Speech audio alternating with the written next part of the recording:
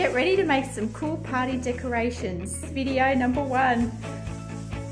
Party decorations. Buy some $2 plastic tablecloths in the colour of your choice. Get some scissors and cut the tablecloth into 4 cm wide strips.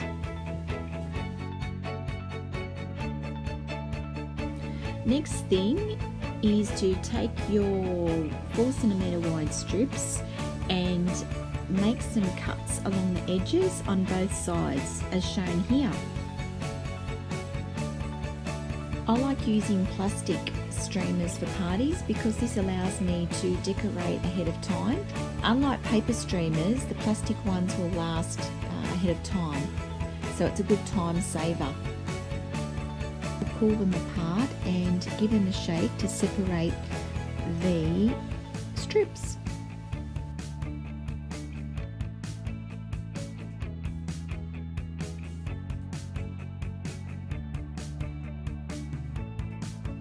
Thanks for watching. Catch you soon. Bye.